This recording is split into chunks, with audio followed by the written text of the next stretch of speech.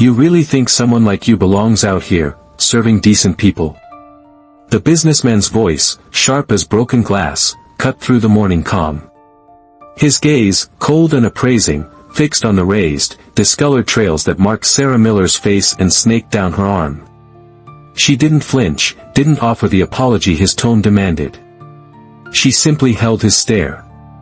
The Red Bird Diner was just stirring. Outside, Highway 17 remained a dark ribbon, but inside, the neon open sign cast a warm, inviting glow. Sarah moved with the quiet economy of motion born from years of routine, her faded denim apron tied neatly. She was in her early 50s, though the harsh sun of distant lands and the weight of memories had etched lines deeper than her years. Coffee brewed, its rich aroma a familiar comfort, mingling with the scent of frying bacon. Booths were wiped, silverware clinked softly. Everything about her suggested a woman who found solace in order, in the predictable rhythm of a small-town diner waking up. But it was the scars people noticed first, before the steady hands, before the quiet competence. Today, those scars, her silent testament, had found a voice of contempt. 1.2 Echoes of the Past, a combat medic's journey. Approximate, 302 words. Long before the Red Bird Diner, before the scent of coffee and bleach, Sarah Miller had worn a different uniform, the camouflage of the U.S. Army, the insignia of the 101st Airborne Division, the Screaming Eagles, heavy on her shoulder. She'd been Sergeant Miller then, a combat medic. Her call sign, whispered with a mix of reverence and hope over crackling radios in the treacherous Korengal Valley of Afghanistan, had been Doc Phoenix. Her job wasn't just to patch wounds, it was to stare death in the face and snatch lives back from its grasp, often under a hail of gunfire, the concussive blasts of IEDs shaking the very ground beneath her. She'd triage in the choking dust of collapsed compounds, her hands working with desperate precision by the dim glow of a single chemlight, the screams of the wounded a horrifying soundtrack to her every move. The most prominent scars, the ones that drew Mr. Henderson's sneer, were earned on a brutal summer afternoon. Her patrol's lead Humvee had been engulfed by an IED blast, flipping it like a child's toy. Ammunition cooked off as flames licked at the sky. Ignoring the shouts to stay back, Sarah had sprinted towards the inferno. 2 soldiers were trapped inside, their desperate cries barely audible over the roar of the fire. She'd clawed her way in, the intense heat searing her exposed skin, and dragged the first man free. As she went back for the second, a secondary explosion ripped through the wreckage, flinging her against a concrete barrier. Shrapnel tore into her, fire kissed her skin, but she'd shielded the soldier with her own body. 1.3 The Unseen Burden. Approximate, 195 words. She woke up days later in a field hospital, the smell of antiseptic and burned flesh a nauseating constant. The Purple Heart pinned to her pillow felt cold. Civilian life, when it eventually came, was a different kind of battlefield. Job interviews often ended with polite, sometimes pitying, rejections. Perhaps something not customer-facing, they'd suggest, their eyes lingering on her scars. The words were a softer kind of shrapnel, but they wounded nonetheless. She'd learned to retreat, to make herself small. Then she found the Red Bird Diner, or rather, Margaret Peterson, its 60-something, no-nonsense owner, found her. Margaret, a woman whose own life hadn't been without its hardships, had looked at Sarah's application, then at her scars, then directly into her eyes. The early shift starts at 5. Can you handle that? She'd asked, her voice gravelly but kind. Sarah had simply nodded. The diner became her sanctuary, a place where the ghosts of Afghanistan seemed, at least for a few hours each day, to recede. No one asked questions. No one knew the woman quietly refilling their coffee had once restarted hearts with her bare hands. 1 point for the sudden storm. Approximate, 248 words. Tuesday mornings were usually a predictable hum of local chatter and clinking cutlery.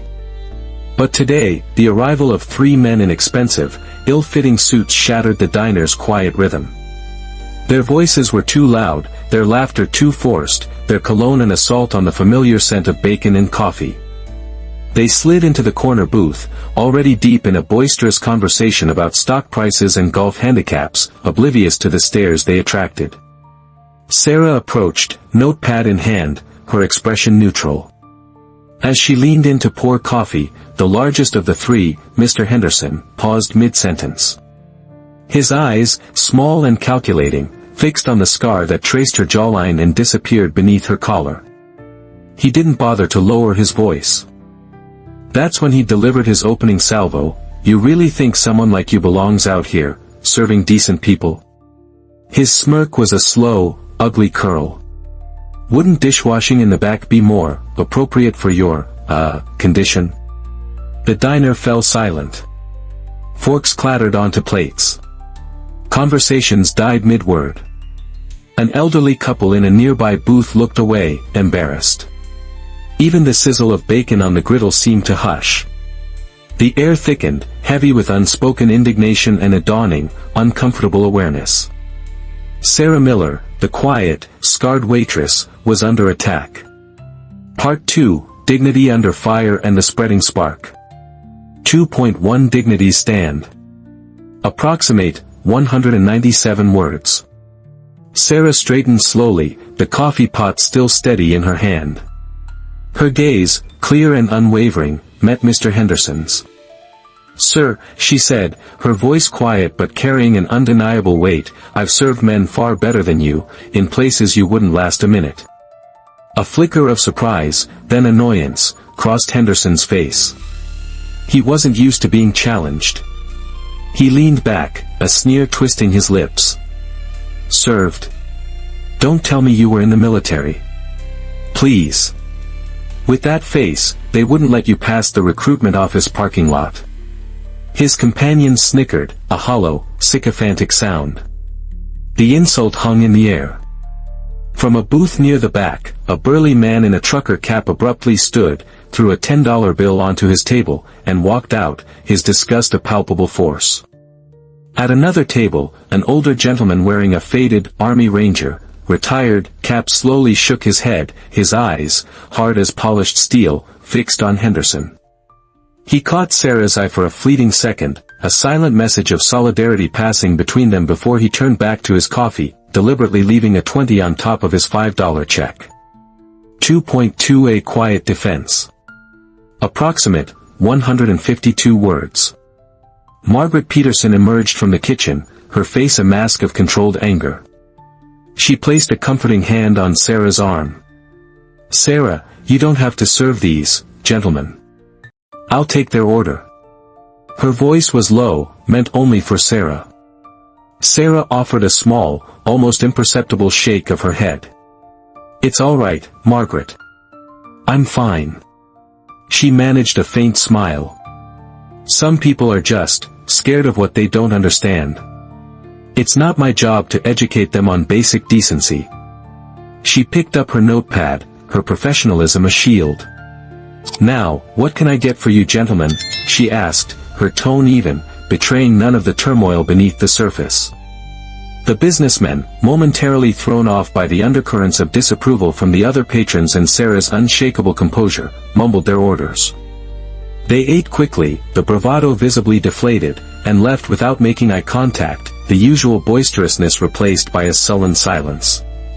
2.3 The Spark Online. Approximate, 296 words. Later that afternoon, the retired Army Ranger, a man named Jed Olson, couldn't shake the morning's ugliness. He wasn't a man of many words, but he knew injustice when he saw it. He typed out a short post on a popular veterans forum, then shared it to his social media page. He didn't use names, didn't mention the Red Bird Diner specifically. He just described the scene, a quiet, scarred waitress, obviously a veteran by her bearing, enduring cruel taunts from an arrogant executive, and her incredibly dignified, powerful response. He ended with, "Some heroes don't wear capes. They wear scars earned in service and carry themselves with a grace that shames the ignorant. Saw one today. She deserves our respect, not ridicule." The post, raw and heartfelt, struck a nerve. It was shared once, then a dozen times. Fellow veterans, recognizing the authenticity in Jed's words, amplified it. Sounds like one of ours. Too many people forget what sacrifice looks like. That waitress is braver than that loudmouth will ever be. Comments poured in. Within hours, it had been picked up by larger military community pages, blogs dedicated to veteran affairs, and even local news aggregators looking for human interest stories. The digital spark was rapidly becoming a wildfire, fueled by shared outrage and a deep-seated respect for those who had served. 2.4 The unknowing heroine. Approximate, 148 words. As the Red Bird Diner's lights switched off for the night, Sarah Miller was oblivious to the digital storm brewing in her name. She walked home alone, the familiar quiet of the small town wrapping around her.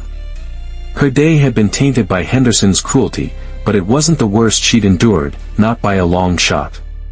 She carried her past not as a burden to be displayed, but as an intrinsic part of who she was. Before she was Sarah Miller, the quiet waitress with the steady hands and the visible scars, she was Sergeant Miller, U.S. Army, call sign Doc Phoenix.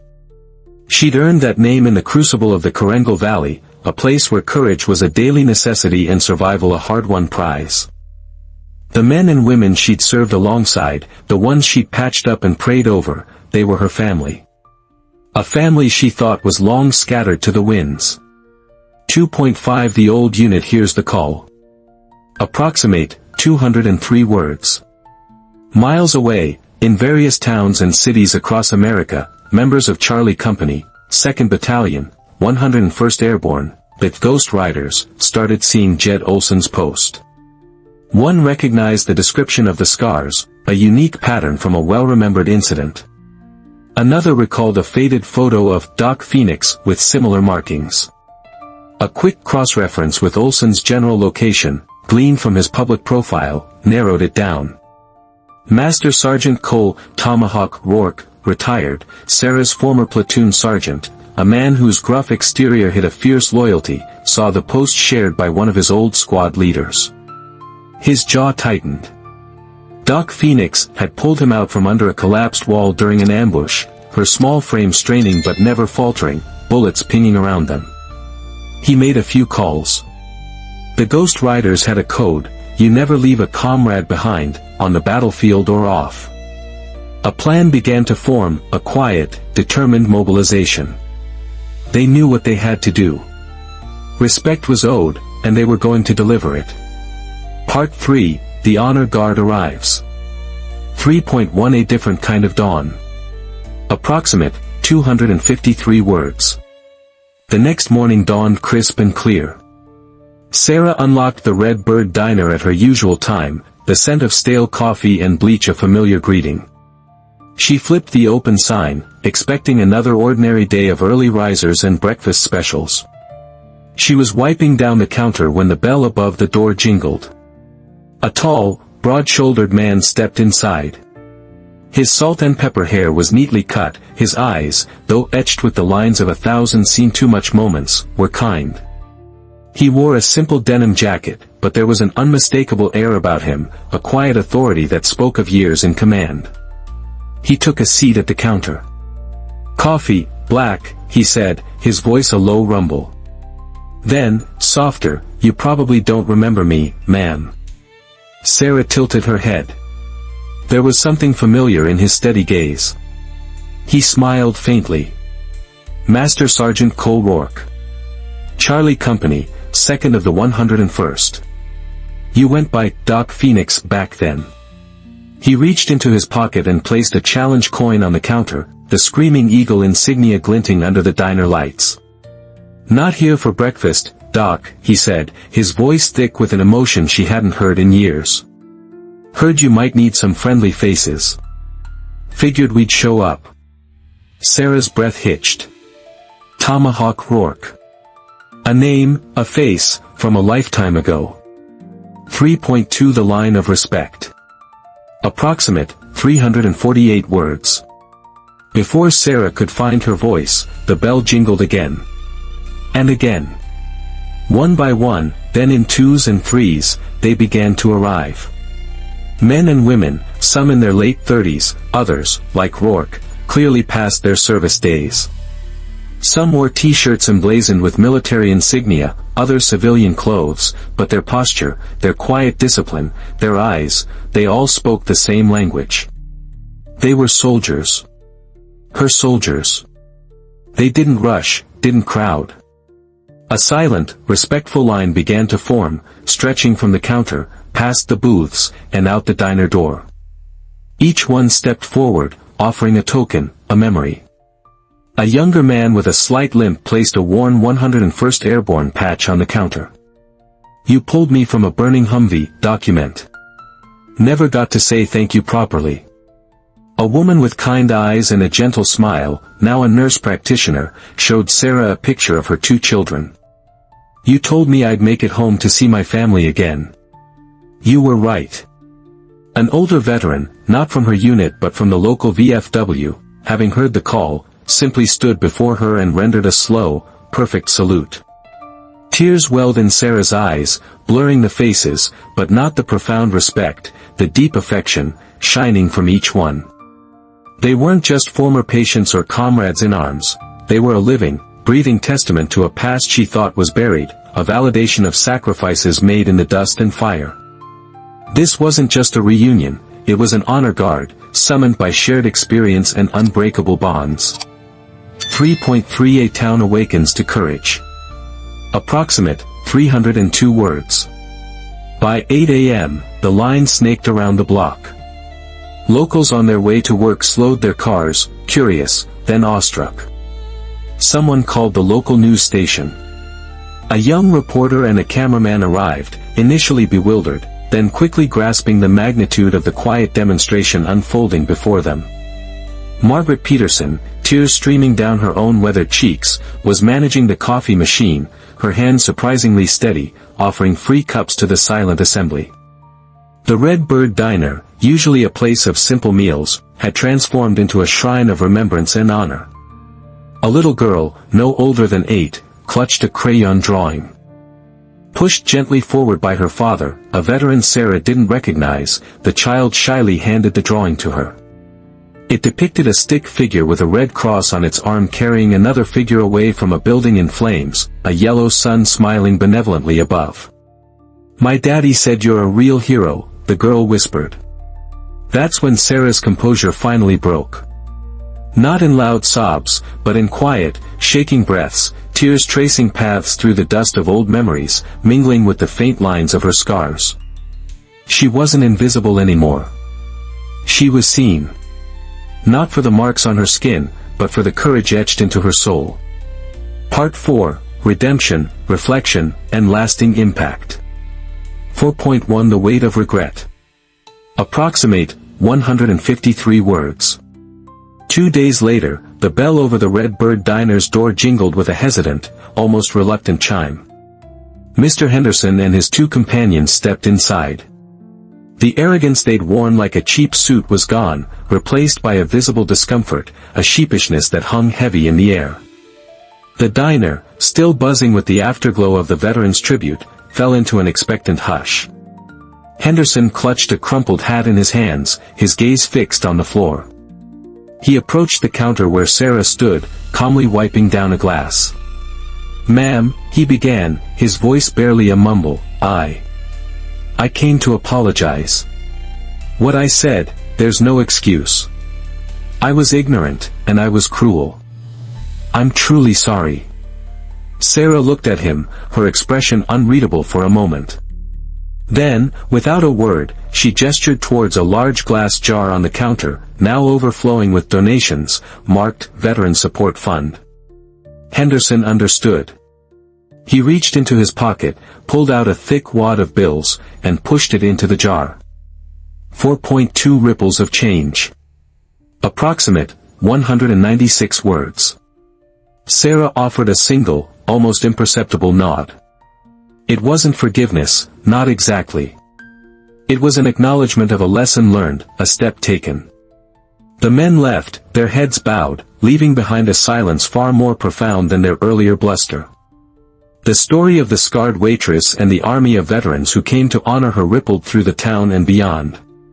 The Red Bird Diner became more than just a place for coffee and pancakes, it became a local landmark, a symbol of respect. The high school put up a plaque, "Honor all scars, seen and unseen." Other businesses displayed veteran-friendly signs. The local VA clinic hung a framed photo of the line of veterans outside the diner, a silent tribute to Sarah's quiet courage and the solidarity of service. Sarah herself felt a subtle shift within. The weight on her shoulders hadn't vanished, but it felt different, shared. Her scars hadn't faded, but now, when she caught her reflection, she saw not just the pain of the past, but the strength that had carried her through it, a strength finally mirrored in the eyes of her community. 4.3 Courage resounds, meaningful ending and call to action. Approximate, 152 words. Sarah Miller's story isn't just about one veteran, it's about the quiet courage that walks among us every day, often unnoticed, frequently uncelebrated. How many heroes do we pass by, their stories etched in lines we don't read, their sacrifices hidden behind ordinary lives and unassuming jobs? Their battles may be over, or they may still be fighting them in the quiet of their own hearts. If this story resonated with you, or if you know a quiet hero whose service and sacrifices deserve recognition, please share your thoughts respectfully in the comments below. Let's honor their journey and the unseen courage they embody. Like this video, subscribe for more inspiring stories that uplift and acknowledge the best of the human spirit, and hit the notification bell so you don't miss a thing. Remember to always comment with respect. True strength, like Sarah's, often speaks in whispers, not shouts, but its impact can resonate for a lifetime.